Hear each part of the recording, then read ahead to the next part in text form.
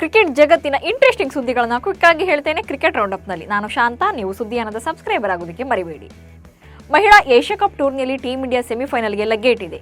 Team India ತನ್ನ ಗುಂಪು ಹಂತದ ಕೊನೆಯ ಪಂದ್ಯದಲ್ಲಿ ನೇಪಾಳ ತಂಡವನ್ನು ಮಣಿಸಿ ಸೆಮಿಫೈನಲ್ ಸುತ್ತಿಗೆ ಎಂಟ್ರಿ ಕೊಟ್ಟಿದೆ. ಲೀಗ್ ಸುತ್ತಿನಲ್ಲಿ ಆಡಿದ 3 ಪಂದ್ಯಗಳನ್ನು ಗೆದ್ದಿರುವ ಹರ್ಮನ್ಪ್ರೀತ್ ಕೌರ್ ಪಡೆ ಪಾಯಿಂಟ್ಸ್ ಪಟ್ಟಿಯಲ್ಲಿ ಅಗ್ರಸ್ಥಾನ ಕಾಯ್ದುಕೊಂಡಿದೆ. ಇನ್ನು 2ನೇ ಸ್ಥಾನದಲ್ಲಿರುವ ಪಾಕಿಸ್ತಾನ ತಂಡ ಆಡಿರುವ 3 ಪಂದ್ಯಗಳಲ್ಲಿ 2 ಪಂದ್ಯಗಳನ್ನು ಗೆಲುವು ಸಾಧಿಸಿದೆ. ಹಾಗೆ 1 ಪಂದ್ಯದಲ್ಲಿ ಸೋಲು ಕಂಡಿದೆ. ಈ ಮೂಲಕ ಪಾಕಿಸ್ತಾನ ಕೂಡ ಗುಂಪಿನಲ್ಲಿ 2ನೇ ತಂಡವಾಗಿ ಸೆಮಿಫೈನಲ್ಗೆ ಲಗ್ಗೇಟಿದೆ. ನೇಪಾಳ ವಿರುದ್ಧದ ಪಂದ್ಯದಲ್ಲಿ ಟೀಮ್ ಇಂಡಿಯಾ ಆರಂಭಿಕ ಆಟಗಾರ್ತಿ ಶೆಫಾಲಿ ವರ್ಮಾ ಸ್ಫೋಟಕ ಇನ್ನಿಂಗ್ಸ್ ಕಟ್ಟುವ ಮೂಲಕ ಶೈನ್ ಆಗಿದ್ದಾರೆ. ಶೆಫಾಲಿ ವರ್ಮಾ 48 ಎಸೆತಗಳಲ್ಲಿ 12 ಬೌಂಡ್ರಿ ಮತ್ತು 1 ಸಿಕ್ಸರ್ ಒಳಗೊಂಡ 81 ರನ್ ಗಳಿಸಿ ಮಿಂಚಿದ್ದಾರೆ. ಶೆಫಾಲಿ ವರ್ಮಾ ಆರಂಭದಿಂದಲೂ ಕೂಡ ಅದ್ಭುತ ಬ್ಯಾಟಿಂಗ್ ಮಾಡಿದ್ದು ಟೀಮ್ ಇಂಡಿಯಾ ಸೆಮಿಫೈನಲ್ಗೆ ಎಂಟ್ರಿಯಾಗಲು ಪ್ರಮುಖ ಕಾರಣರಾದರು. ಹೊಸ ಕೋಚ್ ಗೌತಮ್ ಗಂಭೀರ್ ಅವರ ಉಸ್ತುವಾರಿಯಲ್ಲಿ ಭಾರತ ತಂಡದ ಆಟಗಾರರು ಲಂಕಾದಲ್ಲಿ ಅಭ್ಯಾಸ ನಡೆಸಿದ್ದಾರೆ. ಗಂಭೀರ್ ಅವರ ಕೋಚಿಂಗ್ನಲ್ಲಿ ಭಾರತ ತಂಡ ಆಡ್ತಾ ಇರುವ ಮೊದಲ ಸರಣಿ ಇದಾಗಿದೆ. ಹೀಗಾಗಿ ನಿರೀಕ್ಷೆ ಕೂಡ ಹೆಚ್ಚಾಗೇ ಇದೆ. ಕ್ಯಾಪ್ಟನ್ ಸೂರ್ಯಕುಮಾರ್ ಯಾದವ್, ಮೊಹಮ್ಮದ್ ಸಿರಾಜ್, ರಿಷಬ್ ಪಂತ್, ರಿಂಕು ಸಿಂಗ್, ಶುಭ್ಮನ್ ಗಿಲ್, ರವಿ ಬಿಷ್ಣೋಯ್ ಸೇರಿದಂತೆ ಎಲ್ಲ ಆಟಗಾರರು ಗಂಭೀರ್ ಮಾರ್ಗದರ್ಶನದಲ್ಲಿ ಮೊದಲು ಬ್ಯಾಟಿಂಗ್ ಅಭ್ಯಾಸ ನಡೆಸಿ ಬಳಿಕ ಫೀಲ್ಡಿಂಗ್ ಮತ್ತು ಬೌಲಿಂಗ್ ಅಭ್ಯಾಸ ನಡೆಸಿದರು. ಫುಲ್ ಟೈಮ್ ಕ್ಯಾಪ್ಟನ್ ಆಗಿ ಆಯ್ಕೆಯಾದ ಸೂರ್ಯಕುಮಾರ್ ಯಾದವ್ಗೂ ಕೂಡ ಲಂಕಾ ಸರಣಿಯಲ್ಲಿ ನಾಯಕತ್ವವನ್ನು ಪ್ರೂವ್ ಮಾಡಿಕೊಳ್ಳುವ ಅನಿವಾರ್ಯತೆ ಎದುರಾಗಿದೆ. ಸೂರ್ಯ ಹಂಗಾಮಿ ಕ್ಯಾಪ್ಟನ್ ಆಗಿ ಈವರೆಗೆ 7 ಪಂದ್ಯಗಳಲ್ಲಿ ಭಾರತ ತಂಡವನ್ನು ಮುನ್ನಡೆಸಿದ್ದಾರೆ. ಅತಿ ಕಡಿಮೆ ಅವಧಿಯಲ್ಲಿಯೇ ಈಗ ಫುಲ್ ಟೈಮ್ ಕ್ಯಾಪ್ಟನ್ ಆಗಿ ಸೂರ್ಯ ಆಯ್ಕೆಯಾಗಿದ್ರೂ ಕೂಡ ಕ್ಯಾಪ್ಟನ್ ರೇಸ್ನಲ್ಲಿರೋ ಹಾರ್ದಿಕ್ ಪಾಂಡ್ಯ ಗಿಲ್ ಮುಂದೆ ಸಾಮರ್ಥ್ಯವನ್ನು ನಿರೂಪಿಸುವ ಚಾಲೆಂಜ್ ಕೂಡ ಇದೆ. ಮುಂಬೈ ಇಂಡಿಯನ್ಸ್ ತಂಡದಿಂದ ರೋಹಿತ್ ಶರ್ಮಾ ಹೊರಬರುವುದು ಬಹುತೇಕ ಪಕ್ಕಾ ಆಗಿದೆ. ಹೀಗಾಗಿ ರೋಹಿತ್ ಶರ್ಮಾ ಅವರನ್ನು ಖರೀದಿ ಮಾಡಲು ಡೆಲ್ಲಿ ಕ್ಯಾಪಿಟಲ್ಸ್ ಪ್ಲಾನ್ ರೂಪಿಸಿದೆ. ನಾಯಕನ ಸ್ಥಾನದಿಂದ ಕೆಳಗಿಳಿದಿರೋ ರೋಹಿತ್ ಶರ್ಮಾ ಅವರನ್ನು ಈಗಾಗಲೇ ಡೆಲ್ಲಿ ಕ್ಯಾಪಿಟಲ್ಸ್ ಫ್ರಾಂಚೈಸಿ ಸಂಪರ್ಕ ಮಾಡಿದೆ. 2025ರ ಮೆಗಾ ಆಕ್ಷನ್ಗೂ ಮುನ್ನವೇ ಹಿಟ್ಮ್ಯಾನ್ ಅವರನ್ನು ಡೆಲ್ಲಿ ಕ್ಯಾಪಿಟಲ್ಸ್ ಟ್ರೇಡ್ ಮಾಡಿಕೊಳ್ಳುವ ಸಾಧ್ಯತೆ ಹೆಚ್ಚಿದೆ. ಟೀಮ್ ಇಂಡಿಯಾದ ಸ್ಟಾರ್ ಬೌಲರ್ ಮೊಹಮ್ಮದ್ ಶಮಿ ಎದುರಿಸಿರುವ ವೈಯಕ್ತಿಕ ವಿಚಾರ ಎಲ್ರಿಗೂ ಗೊತ್ತು.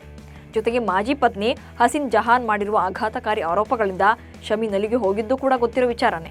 ಜೊತೆಗೆ ಶಮಿ ಆತ್ಮಹತ್ಯೆಗೂ ಕೂಡ ಮುಂದಾಗಿದ್ರು ಎಂಬ ವಿಚಾರವೂ ಹೊರಬಿದ್ದಿತ್ತು.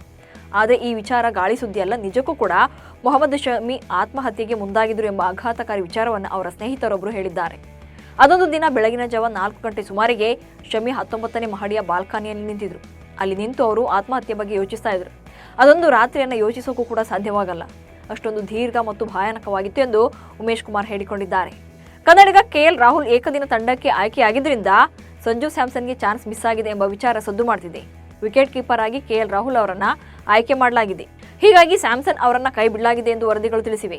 ಆದರೆ ಟೀಮ್ ಇಂಡಿಯಾದಲ್ಲಿ already Rishabh Pant wicket keeper ಆಗಿ ಭರ್ಜರಿ ಫಾರ್ಮ್ನಲ್ಲಿದ್ದಾರೆ. ಕೆಎಲ್ ರಾಹುಲ್ ಕೂಡ ವಿಕೆಟ್ ಕೀಪರ್ ಕಮ್ ಬ್ಯಾಟರ್ ಆಗಿ ಆಯ್ಕೆಯಾಗಿದ್ದಾರೆ. ಹೀಗಾಗಿಯೇ ವಿಕೆಟ್ ಕೀಪರ್ ಸಂಜು ಸ್ಯಾಮ್ಸನ್ಗೆ ಟೀಮ್ ಇಂಡಿಯಾದಲ್ಲಿ ಚಾನ್ಸ್ ಸಿಗಲಿಲ್ಲ ಎನ್ನಲಾಗ್ತಿದೆ. ಟೀಮ್ ಇಂಡಿಯಾದ ಸ್ಟಾರ್ ಸ್ಪಿನ್ನರ್ ಕುಲ್ದೀಪ್ ಯಾದವ್ ಅವರು ಮಧ್ಯಪ್ರದೇಶದ ಛತರ್ಪುರ್ ಜಿಲ್ಲೆಯ ಭಾಗೇಶ್ವರ ಧಾಮ್ ದೇಗುಲಕ್ಕೆ ಭೇಟಿ ನೀಡಿದರು. ಈ ವೇಳೆ ಪೀಠಾಧೀಶ್ವರ ಭಾಗೇಶ್ವರ ಬಾಬಾ ಅವರ ಆಶೀರ್ವಾದ ಪಡೆದುಕೊಂಡಿದ್ದಾರೆ.